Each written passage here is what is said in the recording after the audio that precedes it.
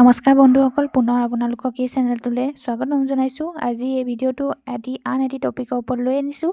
আজি এই ভিডিঅ'টো আগন্তুক হ'বলগীয়া হাইকোৰ্টৰ JEE এক্সামৰ কেইটামান ইম্পৰ্টেণ্ট আমি জিকে আজি এই ভিডিঅ'ৰ মাধ্যমে আলোচনা কৰিম। গতিকে ভিডিঅ'টো আপোনালোকৰ বাবে হেল্পফুল হ'ব বুলি মই আশা ৰাখিলোঁ। আৰু ভিডিঅ'টো চাই যদি ভাল পায় লাইক এটি কৰি দিব নাপাহৰিব, আৰু ভিডিঅ'টো শেষলৈকে চাব বুলি মই আশা ৰাখিছোঁ। চ' আহক আজি দেৰি নকৰাকৈ এই ভিডিঅ'টো আৰম্ভ কৰোঁ। চ' ফাৰ্ষ্ট কুৱেশ্যনটো দিছে, ভাৰতৰ এটৰ্নি জেনেৰেলক কোনে নিযুক্তি দিয়ে? উত্তৰ হ'ব ভাৰতৰ ৰাষ্ট্ৰপতিয়ে। এতিয়া কুৱেশ্যন 2টো চাওঁ। ভাৰতৰ এটৰ্নি জেনেৰেলৰ বিষয়ে সংবিধানৰ কিমান সংখ্যক অনুচ্ছেদত উল্লেখ আছে? উত্তৰ হ'ব ৭৬ নং অনুচ্ছেদত উল্লেখ আছে। কুৱেশ্যন 3, উচ্চতম ন্যায়ালয়ৰ ন্যায়াধীশক কোনে নিযুক্তি প্ৰদান কৰে? উত্তৰ হৈছে ভাৰতৰ ৰাষ্ট্ৰপতিয়ে নিযুক্তি প্ৰদান কৰে। কুৱেশ্যন 4, ভাৰতৰ উচ্চতম ন্যায়ালয়ৰ প্ৰথম ন্যায়াধীশ কোন আছিল? উত্তৰ হৈছে হৰিলাল জে কানিয়া। এতিয়া কুৱেশ্যন 5টো চাওঁ। ভাৰতৰ মুখ্য আইন প্ৰাধিকাৰী যাক চিফ ল' অফিচাৰ বুলি কাক জনা যায়? উত্তৰ হৈছে এটৰ্নি জেনেৰেল। এতিয়া কুৱেশ্যন 6টো চাওঁ। ভাৰতৰ বৰ্তমানৰ মুখ্য ন্যায়াধীশজনৰ নাম কি? উত্তৰ হৈছে ন্যায়াধীশ সূৰ্যকান্ত। এতিয়া কুৱেশ্যন 7টো চাওঁ। উত্তৰ পূবৰ প্ৰথম উচ্চ ন্যায়ালয়খনৰ নাম কি? উত্তৰ হ'ব গুৱাহাটী উচ্চ ন্যায়ালয়। কুৱেশ্যন 8, গুৱাহাটী উচ্চ ন্যায়ালয় কেতিয়া প্ৰতিষ্ঠা হৈছিল? উত্তৰ হৈছে 1948 চনত। এতিয়া কুৱেশ্যন 9টো চাওঁ। ভাৰতৰ প্ৰথম উচ্চ ন্যায়ালয়খনৰ নাম কি? উত্তৰ হৈছে কলিকতা উচ্চ ন্যায়ালয়।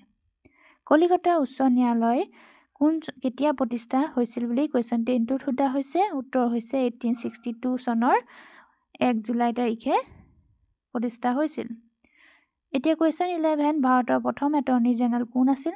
উত্তৰ হৈছে MC চেটালবাৰ্ট। কুৱেশ্যন 12টো চাওঁ। ভাৰতৰ মুখ্য ন্যায়াধীশে কিমান বয়সত অৱসৰ গ্ৰহণ কৰে? উত্তৰ হৈছে 65 বছৰ বয়সত। কুৱেশ্যন 13টো চাওঁ। ৰাইট টু ইনফৰমেশ্যন এক্ট কেতিয়া প্ৰণয়ন বা গৃহীত কৰা হৈছিল? উত্তৰ হৈছে 2005 চনত। কুৱেশ্যন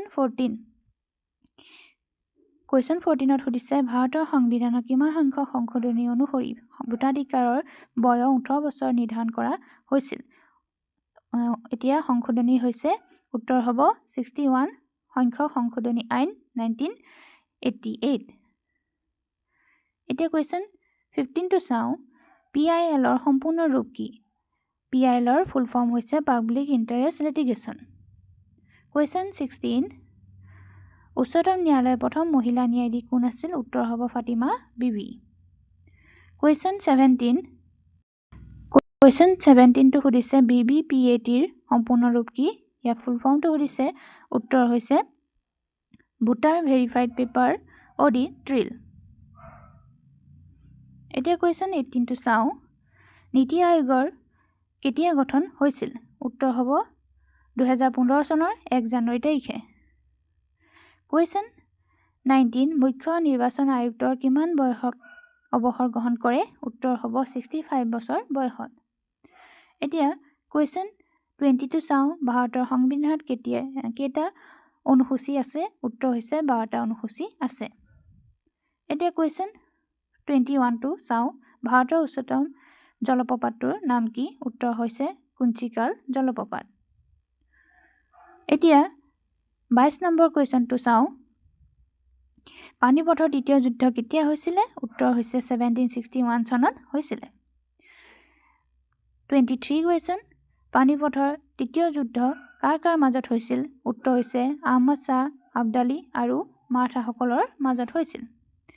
এতিয়া কুৱেশ্যন 24, মহাত্মা গান্ধী প্ৰথমবাৰ অসমলৈ কেতিয়া আহিছিল?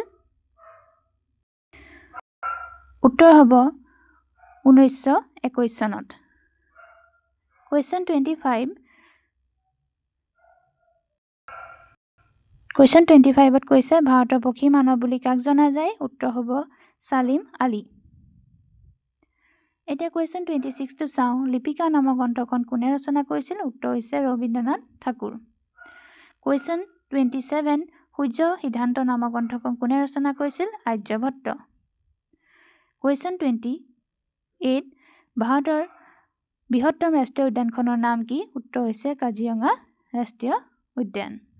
এতিয়া কুৱেশ্যন 29টো চাওঁ। অসমৰ বিত্ত আয়োগ কেতিয়া গঠন হৈছিল? 1995 চনত। এতিয়া কুৱেশ্যন 30টো চাওঁ। WWFৰ সম্পূৰ্ণ ৰূপ কি?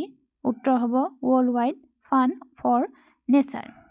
গতিকে আজি এই 30টা কুৱেশ্যন আমি এই ভিডিঅ'ৰ মাধ্যমে জিকেৰ বিষয়ে আলোচনা কৰিলোঁ। আশা কৰিছোঁ ভিডিঅ'টো চাই ভাল পাইছে আৰু ভিডিঅ'টো চাই কেনে পালে কমেণ্টত নিশ্চয় জনাব। আৰু এনেধৰণৰ ভিডিঅ'সমূহ মোৰ এই চেনেলত চাই থাকিবলৈ এই পৰ্যন্ত যদি আপোনালোকে ছাবস্ক্ৰাইব কৰা নাই, চ' প্লিজ ছাবস্ক্ৰাইব দিছ চেনেল। চ' আগলৈ এনেধৰণৰ ভিডিঅ' মোৰ এই চেনেলত পাই থাকিব, গতিকে ছাবস্ক্ৰাইব কৰি থ'ব নাপাহৰিব। চ' আজিলৈ ইয়াতে শেষ কৰিছোঁ। ধন্যবাদ।